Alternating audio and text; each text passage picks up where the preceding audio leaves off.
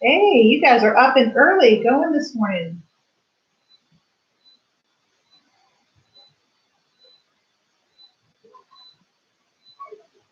Hey, Ashley, good morning. Hey, Jed. Everyone's coming on quick. Yesterday we were a little slower, but today we are up to the task. Good morning, Megan. Hey, Mark. See, hey, Ngozi, Ashley, hey, Musa. Good morning. Remember, if your name is not your name, it needs to be changed to your name. Please make sure you're doing that so I know exactly who's on. Hey, Jed. Good morning. Jed was sound asleep when I left the house this morning. Glad to see he's up. Hey, Evan, good morning. Remember, you can hear me. Thumbs up if you can hear me. Thumbs up. Everyone put your thumbs up if you can hear me. Good, very good. Remember, I've got you guys muted so you're not talking to one another. Hello, Avel. Change your name, Avel, on the screen. And guys, make sure I'm seeing your faces, please. I need to make sure you're physically there.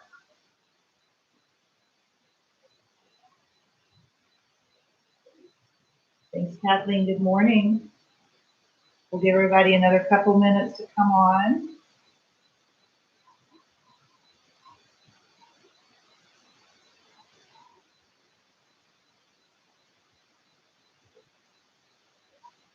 Hey, Nick. Good morning.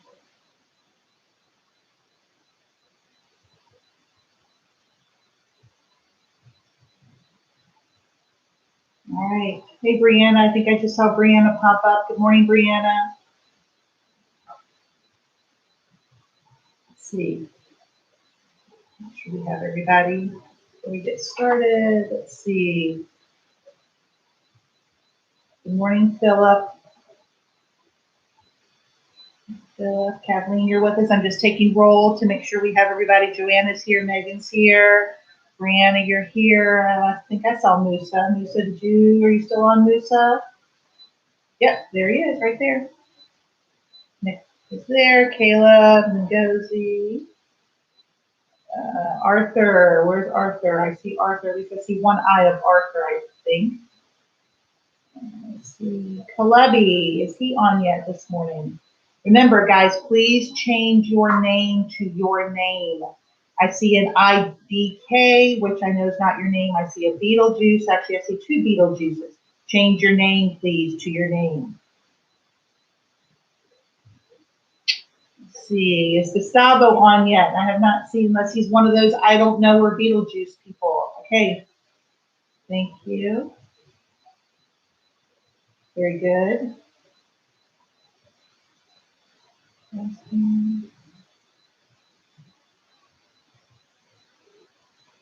Okay, again, change your names, please. Go on and change your names for me. I'd like to see your faces, please. I already saw Brianna's face. I need to see your faces so I know you're actually up and with us this morning.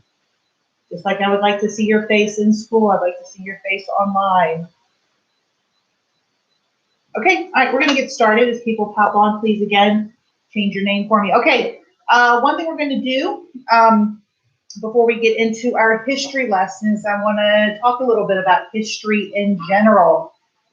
Thumbs up again, make sure everyone's hearing me. Thumbs up, Caleb Love, I need to see. There you go. I saw a picture that wasn't you earlier. Very good. Okay, excellent. Okay, I want to talk a little about history. I'm teaching history, but I would be remiss if I didn't actually talk about the history we're going through right now. You guys are living in a time, which I'm not telling you something you don't know, that you are living through a huge historical moment in your lives. I've lived through several what you would call historical moments. Everything is history. Tomorrow will make today history. So everything is history, relatively speaking. But there's certain things that we would consider making history books, and that's kind of what we refer to as history. You know, in our history class, we talk about the Civil War. That's a significant era, a significant time in our history. What we're going through now with this COVID-19, with the coronavirus, is going to be significant history that will make the history books. When they'll make the history books, I don't know. To be honest, they should make the history books next year if they do reprints of history. This is a significant part in our history, and you all know that. Your parents know that. Every day we turn on the news, we're reminded of the history we're making. But the biggest thing about history is until it becomes history for us, we've still got to live through it. I know when I was a senior in high school, some of you guys, obviously, excuse me, all of you guys, no one was born. I wasn't. I was still in high school, not even in college, not married. So this was well before your time. But I remember sitting in my high school cafeteria in January of my senior year and getting the news that the Challenger space shuttle had exploded. That was significant history. We read about it now in your history books, depending on, you may talk about it in science class since it's with space exploration, things like that. But I had to live through that. I lived through that history. Now I can look back on it and it's just part of my history. 9/11, you all were not born when 9/11 happened. You're reminded every year on the anniversary, and we try as adults and as parents to try to remind you and keep fresh in your lives what's going on. But you know, when I lived through 9/11, I remember where I was. I remember what was happening. I remember the days afterwards. I remember how our country changed. You guys don't understand how our country changed. Now, when you guys fly, you go through security a certain way. We didn't have that up until 9/11. So I saw how our world changed. And our world is going to change from this. We're going to have different procedures, different things that are going to have, things are going to change. It's going to change on the medical front. It could change on the security front. I don't know. But until that becomes history, until this is over and we can look back on it as it being history, which is what this class is, we have to find a way of living through this history. Just like when 9/11 happened, I had to find a way of maneuvering through that part that's now history for me. So if you look on my board, can everyone see my board?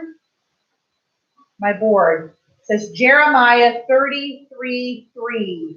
Jeremiah 33:3. I want to read that real quick to you. It says, and a lot of you guys, this is going to be a very familiar passage to you, but it says, call unto me, and I will answer thee, and show thee great and mighty things which thou knowest not.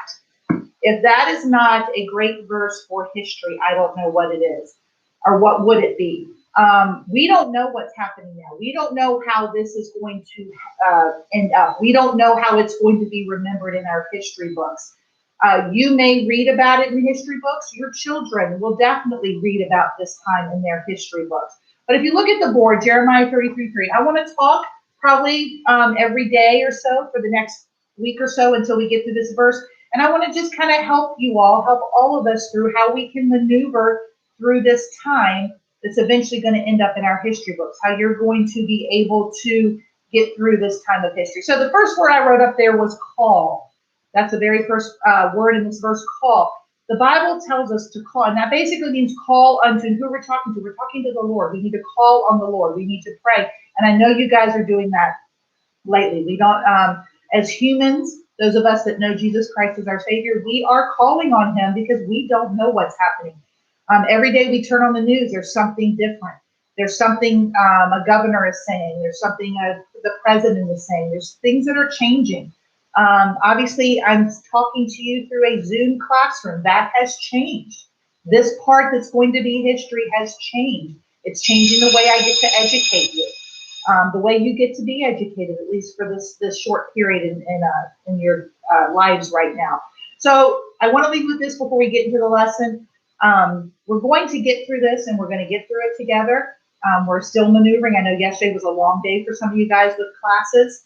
It was an extremely long day for me. I actually sat down in my husband's office when the day was done, and I put my head down on the chair, and I actually fell asleep.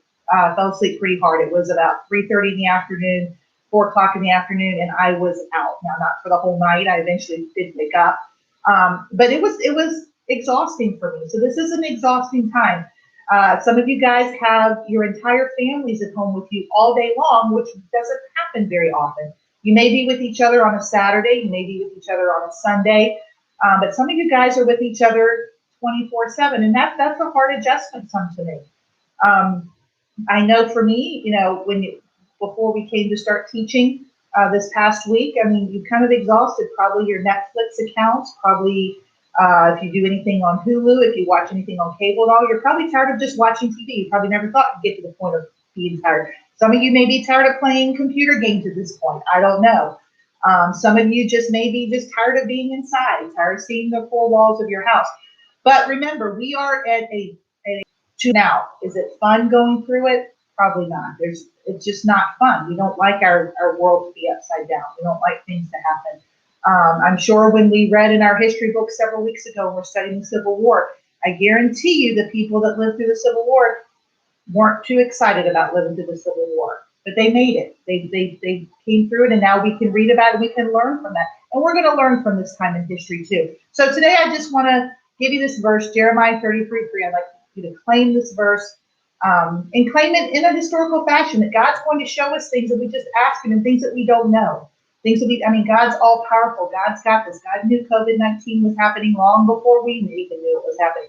So the first thing, call. Let's purpose today and purpose this week and purpose moving forward, just to ask the Lord to help us get through this. I'm asking God every single day to help me be an effective teacher. I'm asking Him on your behalf to help you listen, to help you understand, to help you maneuver technology. So moving forward, let's now get into some of our history lessons. So go ahead, if you have your books, which hopefully you do, turn to page 263 in your books, please. We're going to pick up where we left off yesterday. And again, like I said yesterday, we're going slow through this chapter. Normally we would have, taken a couple days per unit or a couple days per chapter. We are not going to get through it very quickly. So, and again, if you have any questions, let me, let's see. I'm trying to think. If you have any, I'm looking at the questions. Hold on, I'm just trying to make it so if you want to chat with me, you can ask a question. I will answer it again. So Caleb, you have your hand up. If you have a question, just do it in the chat, because I don't want to necessarily unmute you, but if you have a question, you can just ask in the chat and I'll answer them as we go along. Anyway, we're turning to page 263. We ended yesterday with the start of the Spanish-American War. It seems like everything lately we're talking about in history has something to do with a war. So we started yesterday with the Spanish-American War. We talked a little bit about the Monroe Doctrine, kind of the cornerstone of our foreign policy. Now America is getting more involved on a foreign scale. We see that today. Today you can't separate America from the rest of the world. It's just the way it is. And this was kind of the start in our historical timeline, so to speak, where America was becoming entangled, so to speak, in a good way, and also entangled in a bad way across our world. So we have the Monroe Doctrine, which basically had 4 points, but if you had to sum it all up, it would basically mean we weren't going to get involved we weren't going to be a third party coming in and trying to break up a fight between two other European powers. And just like if someone came and tried to kind of strong arm someone, so to speak, trying to recolonize them or whatever, we were going to take that as a hostile act towards the United States, and we were going to act on their behalf. So, and that's kind of what happened in what started the Spanish-American War, was what was going on in Cuba. The Cuban people were being mistreated by the Spanish. I mean, we kind of stepped in and said, you know what, we're going to help you out. You need to back off. You need to leave them alone. We were revoking the Monroe Doctrine at this point. It didn't happen, so therefore Congress allowed the president at that point to enter into war, the Spanish-American War. And we ended there yesterday with the start of it. So if you look on page 263, it says victory in the Philippines. Now, Cuba and the Philippines are on opposite sides of the world from each other. So we've started this Spanish-American War, but it's actually starting in the South China Sea in the Philippines. Now, Philippines, if anyone knows where it is, I don't have a map up to show you, but it's in Southeast Asia. It's in the South China Sea, and it's along the Pacific Ring of Fire. If you know anything about the Pacific Ring of Fire, I don't know if you studied that in science, but it's basically where all these islands or whatever surround, I guess, a fault or wherever it makes them very prone to earthquakes, prone to typhoons, very severe weather. So that's where it is. So we started in Cuba, but now we're over in the Philippines, is where the Spanish-American War kind of took off. What had happened was we had the Spanish Navy, the Spanish fleet was over there. They were threatening to take over Philippines. We intervened, and basically we held back the Spanish fleet there at that point. with the Philippines.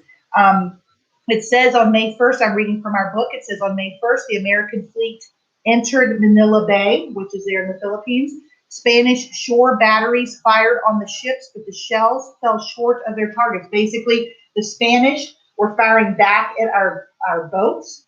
It fell short, meaning they didn't quite have the firepower to take on the American fleet.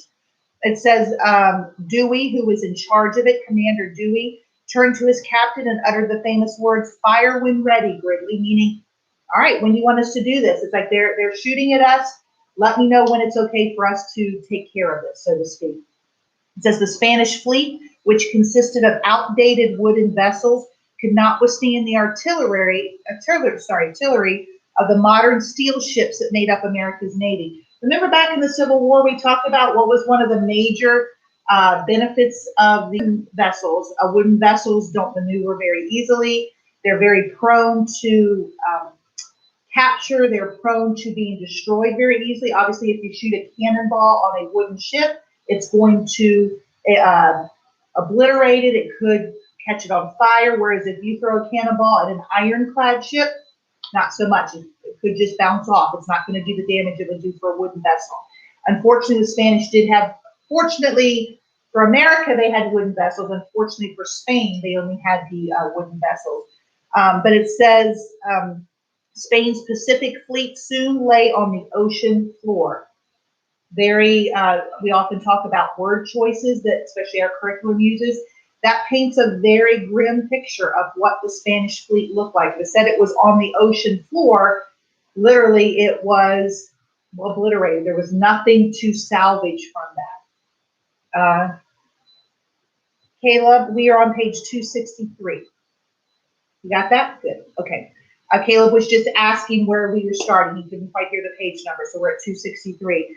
So it says, after that naval battle that we won there in the Philippines on behalf of the American military or the American naval fleet, the Filipinos, that's the people living in the Philippines, rose up against the Spanish. So we gave them the confidence that they could rise up against the Spanish opposition.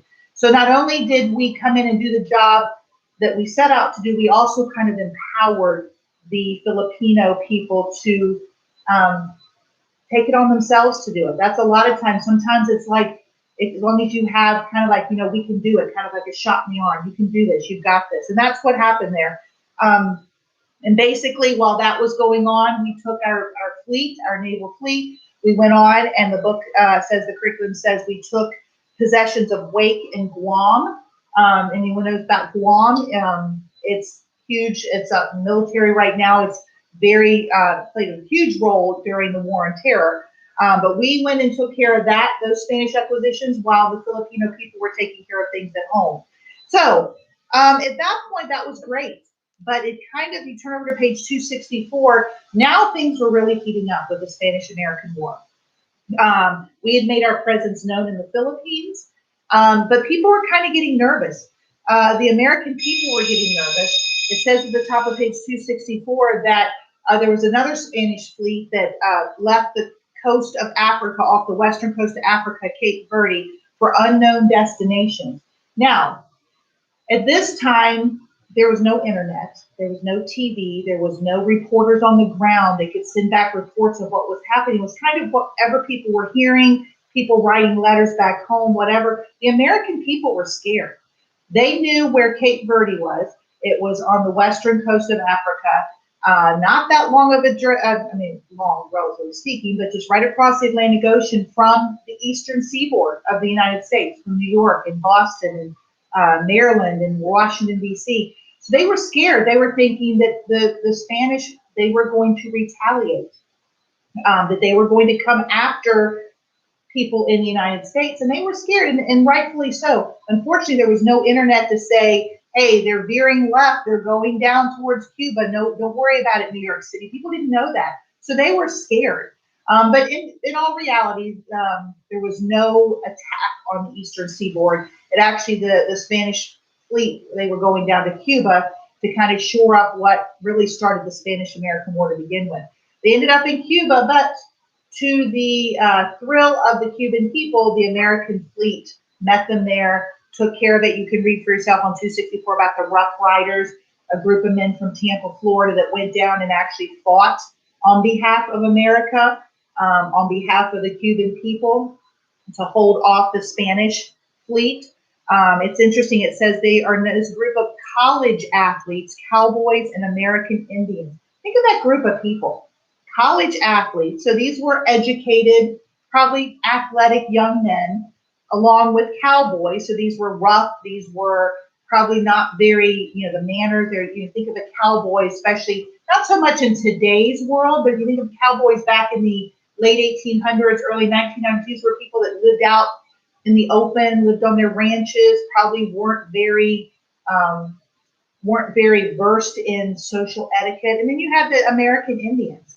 A lot of times, American Indians and people in the United States clashed. They just didn't. There's a lot of prejudice that was going on at this time. But think of that: three groups of people: college athletes, cowboys, and American Indians came together for a unified purpose to defeat the Spanish Navy at that time. You don't necessarily have to agree with what everyone's doing, agree with the same lifestyle. In this case, college athletes probably didn't really have a whole lot to do with the American Indians and vice versa, but they came together for a common goal, and that's what made this successful, these Rough Riders successful.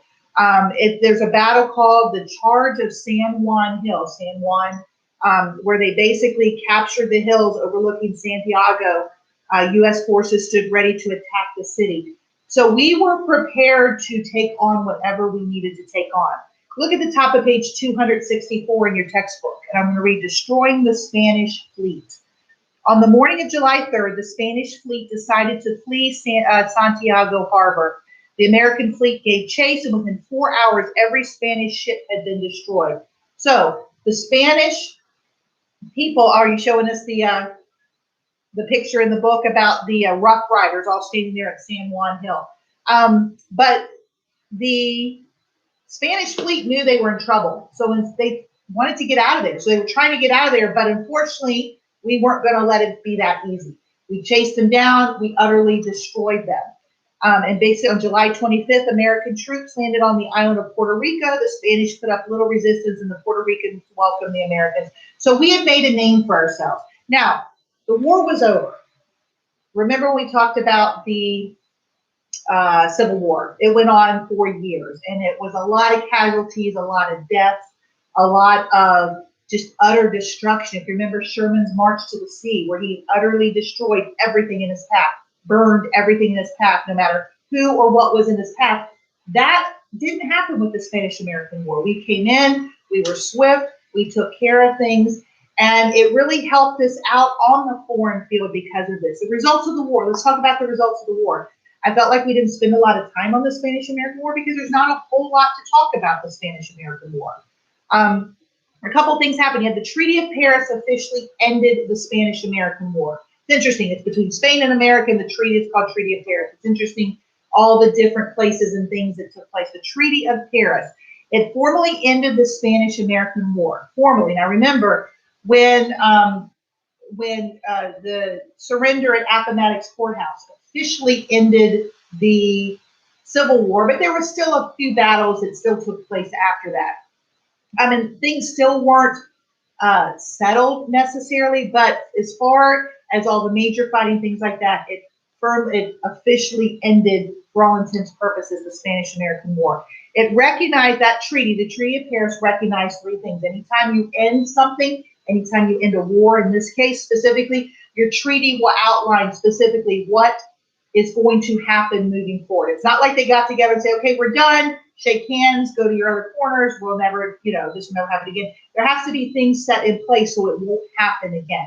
The things that the Treaty of Paris set in place, if you want to follow along in your book on 264, is number one, it recognized Cuban independence from Spain. That's what Cuba wanted all along. They wanted to be independent of Spain. Spain treated them horribly. They, we talked yesterday about the atrocities. The word atrocity was used, cruel. It wasn't just like they were taking over their businesses. It wasn't just like they were trying to manipulate them or whatever. They were actually cruel to the Cuban people. So the treaty recognized, and the treaty was put in place to recognize Cuban independence from Spain, meaning Spain no longer had any say in what went on in Cuba. They no longer had any influence over Cuba. The second thing it recognized is it confirmed America's acquisition of Puerto Rico and Guam. So throughout all this, it confirmed that now Puerto Rico and Guam belong to the United States of America. The seniors this year, their senior trip is still planned. Whether it happens or not remains to be seen. But they go to Puerto Rico. Every senior class for the last I don't know how many years at our school goes to Puerto Rico. You don't need a passport to go to Puerto Rico because it's a U.S. territory. It still remains a U.S. territory. So, but Guam and Puerto Rico, it was in this treaty recognized that now Guam and Puerto Rico belongs to the United States. And number three, it agreed that Spain should cede or give over the Philippines to the United States for $20 million. Now, this treaty happened in, where did it happen? In the early 1900s, late 1800s, early 1900s, 20 million. Imagine what that would be in today's pocketbook. It'd be a lot more than 20 million. I wish I had a country to sell to someone for 20 million. I'd do it right now if I could, but I don't. But basically, it agreed that Spain would give up the Philippines to America, but we'd have to give them $20 million. So even though they're giving it up, we're still being gracious, and here's money towards it. So even though we're not taking it by force, but it's still belonging to us. Again, if your name is not what it's supposed to be on your picture, please change it and don't change your name back. Make sure I know who you are. All right. Now, the Spanish-American War ended up being a great, great victory for the United States. Not just because of what we got out of it, but what it did to it. A lot of times, I don't know if you know the term intangible. The word intangible means sometimes you get these intangible benefits you can't touch. For example, if let's say I have a friend and I give that friend my lunch that day because my friend doesn't have lunch. They forgot their lunch, I gave them my lunch. That's a tangible way of showing my friendship. An intangible thing might be something that I'm doing that you can't touch. Like now I've earned trust for that friend even more. Now I've earned respect because I've done this, or I've solidified my friendship with that person. So an intangible thing are things that you can't really touch, but there's still an extreme value moving forward. So there were some intangible things, some things that the Spanish-American War did for the United States beyond what we got out of it, what we physically got out of it. One thing was it was a short war, which showed that we have the ability to go in and get the job done.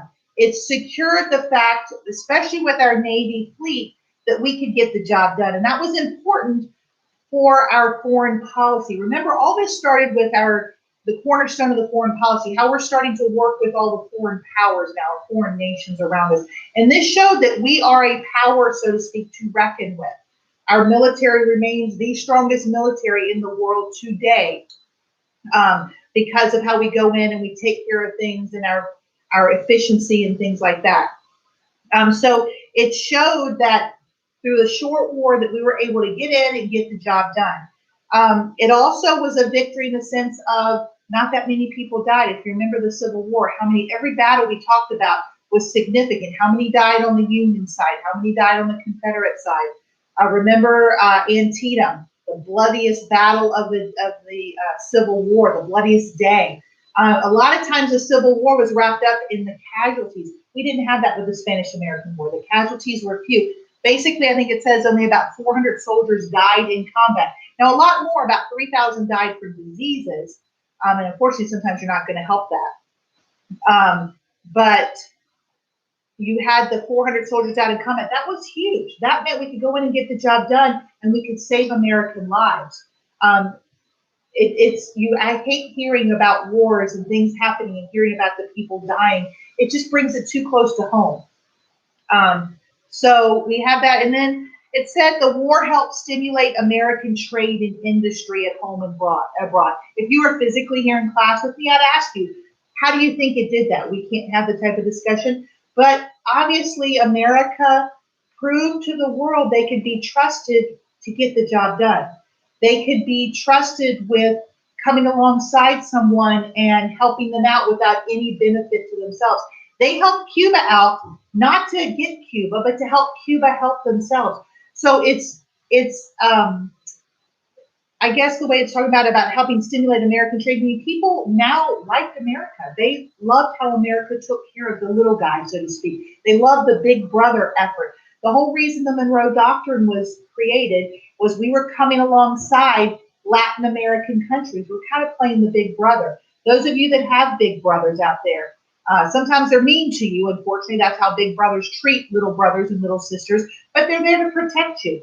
If someone makes fun of you or someone wants to pick a fight with you or someone's not kind to you, your older siblings, your big brother should come alongside of you and take up for you. Now, whether they let you live that down or not is a different story, but that's the whole idea of being a big brother, is coming alongside of you. And I think because of how America handled what was going on in the Spanish-American War, how quick it was done, how swift it was done, the results they got, then it ended up looking well, doing well for America beyond the war. Now, let's talk about a couple things. What was going on in the Philippines and what was going on in Cuba at the time afterwards. Basically, because America now owned the Philippines, people were starting to push the idea that Americans wanted to be imperialists. Basically, an imperialist, your book defines as a person who wants to control the governments and resources of other nations. America did not want to be an imperialist. They were simply coming alongside the Philippines and helping the Filipino people kind of take care of themselves at times when they couldn't take care of themselves. They were hoping to protect them from other foreign nations that were going to prey on them, that were going to come in and try to take over them. So although they were accused of being imperialists, that was not what was happening in the Philippines. And then Cuba, we ended up being what's called a protectorate of Cuba. A protectorate is exactly what it sounds like. It's a protector of Cuba. It says to maintain orderly government and prepare Cuba for independence, an American army under the command of General Leonard Wood occupied the island for 4 years. We didn't occupy it to be a dictatorship. We didn't occupy it to prove our prestige or our ability to be better than them. We occupied it to take care of the Cuban people, to make sure they were strong enough going into everything, so when they wanted to or were able to declare their independence, they were a healthy country, a healthy nation to do that. We did that by coming and setting up hospitals, by taking care of the sick. At that time, malaria and yellow fever were running rampant on the island. We came in, set up hospitals, set up ways to take care of the Cuban people. Health became a priority. The health improved. We built schools. We built highways. We introduced scientific agriculture. Remember George Washington Carver, all the agriculture we talked about that he ended up helping the South do. We were able to go into Cuba and kind of do the same thing. We improved the Cuban economy. We were setting Cuba up to be able to be an independent nation at this time in our history. We were setting them up. We were helping. We were building the infrastructure. Infrastructure is kind of the insides of what makes things work. If your infrastructure is not solid, things aren't going to work well. For example, a highway system in America is an infrastructure. If our highway system starts breaking down, we can't travel, we can't get goods from point A to point B. You've got to keep your infrastructure strong. If you don't have a good health system, your people are going to get sick, they're going to die off, they're not going to be able to work and build the economy. So America came in as a protector. We're protecting Cuba. We're kind of helping them out so they could learn to stand on their own 2 feet. All right, we're going to stop there. We're going to pick up with the Platt Amendment tomorrow. Couple things. If you have something to write down on, let me give you what your homework is. It's going to be due on Friday. It's all in ThinkWave, but I still want to talk, make sure you understand it. In ThinkWave on Friday, you're going to have some questions to do. It's page 267, questions 1 through 11. You need to reread pages 262 to 267. These are the pages we're going over. So I would encourage you, before you do your questions, to reread the information. You need to answer your questions 1 through 11. Like I mentioned yesterday, you do not need to write these in complete sentences. That doesn't mean that's not going to change at some point, but right now you only need to write the answers to the questions. Then you'll need to upload that document to me on ThinkWave. That document on how to do that will be put out today on ThinkWave for you on how to do that. That homework is due to me by the end of the day on Friday. I initially wanted it when class started on Friday, but you can have to the end of the day on Friday to turn that in. But it has to be to me before the weekend in order to get credit for it. And then I mentioned also yesterday, your geography project 15 is due Friday as well. There was a question yesterday for if you didn't have your geography project book, and I know some of you guys don't because I've looked in your lockers and your geography project books are still here, I will upload a copy of the 2 pages of the geography project 15. So all you have to do is whatever work it says to do if you don't have geography project 15 with you. Please make sure when you are sending information to me, uploading assignments, it's clear. Make sure you take it with good lighting. Those of you that have iPhones, there is a feature on your iPhone in your notes section where you can scan a piece of paper and it puts it into a PDF document. So those of you that have iPhones, go to your notes feature, play around with that. That may be an easier way for you to upload something that's more legible to me. Again, your homework's going to count 60% of your grade. Please, please, please don't start getting 59s or even lower on your homework because you're not turning it in. I want you to maintain your grade with that. Let's see. Ashley, I will look and see what I have and I'll let you know. Ashley had asked a question about, she thought she'd already turned it in 3rd quarter. I'm going to go back through my stuff. If I have it, Ashley, then no, you don't need to redo it again. So I'll take care of that and I'll let you know that what's going on with that. So with all that being said, I need to get off before my meeting ends. I will see all of you guys on tomorrow morning, 9 o'clock. We don't have study skills today. We'll have study skills on Mondays and Wednesdays only, so I don't see you guys until 9 o'clock tomorrow morning. So again, you don't have to wait until Friday to upload your homework. If you get it done and want to upload it today and know how to do that, you can definitely do that. I'm not going to look at it and grade it until after they all come in on Friday. So anyway, okay. I will encourage you guys, remember guys, Jeremiah 33:3, if you have a little bit of time today, pray for our country. I'm praying for you all every day. I'm praying for our staff. I'm praying for your families. Pray for one another during this time, and we'll go from there. Have a great day. I'm going to end the meeting unless anybody has how do you change your name on, you'll have to play around with that when you come in with your setting up your account on Zoom. If you go into your settings, you can change your name in settings, those of you that want to do that. Okay, does anyone have any other questions before I get off, before I end my meeting? All right, you guys have a great day. We'll see you tomorrow morning.